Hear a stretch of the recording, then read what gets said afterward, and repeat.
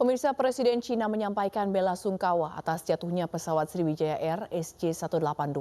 Presiden Xi Jinping secara khusus menghubungi Presiden Joko Widodo. Presiden Cina Xi Jinping menyampaikan ucapan duka cita kepada Presiden Joko Widodo tidak lama setelah tim Basarnas dan Angkatan Laut RI menemukan bangkai pesawat, jasad para korban, serta kotak hitam dari pesawat yang naas tersebut. Presiden Xi mengaku dia sangat terkejut mendengar informasi jatuhnya pesawat Sriwijaya Air. Sriwijaya Air dengan nomor penerbangan SJ182 rute Jakarta Pontianak jatuh di Kepulauan Seribu pada Sabtu lalu setelah 4 menit lepas landas dari Bandara Soekarno-Hatta.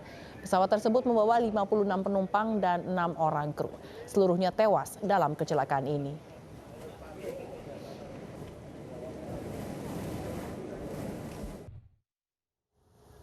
Sementara itu, Menteri Luar Negeri Indonesia Retno Marsudi mengadakan pertemuan dengan Menteri Luar Negeri Cina Wang Yi di Jakarta. Topik-topik utama yang dibahas adalah vaksin COVID-19 dan perlindungan ABK Indonesia yang bekerja di kapal-kapal ikan milik Cina.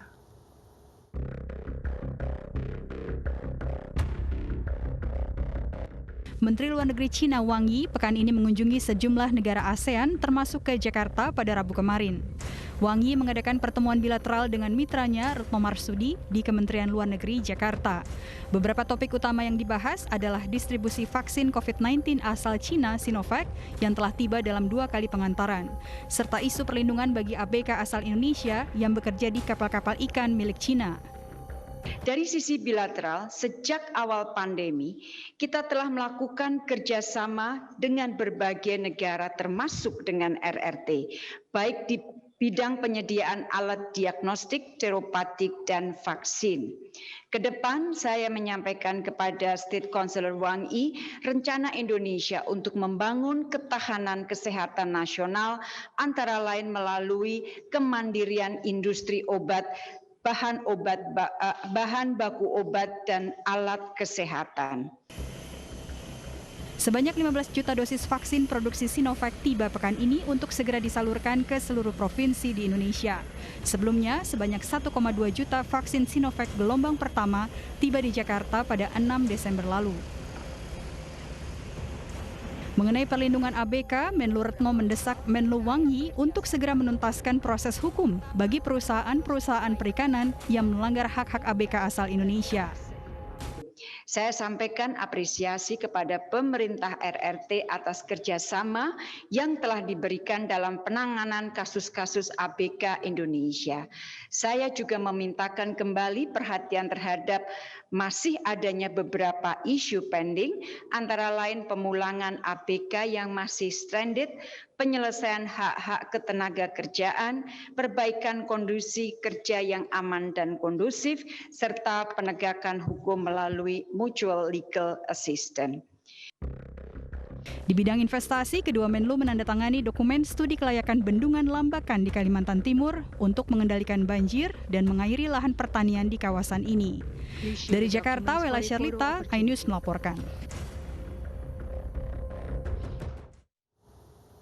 Pemirsa, Menteri Luar Negeri Retno Marsudi terpilih sebagai salah satu ketua atau co-chair COVAX Advanced Market Commitment Engagement Group.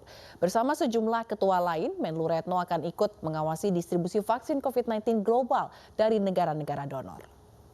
Menyampaikan satu isu yaitu pemilihan ketua bersama atau co-chair COVAX Advanced Market Commitment Engagement Group yang disingkat COVAX AMCEG telah diselenggarakan secara virtual di Jenewa, Swiss.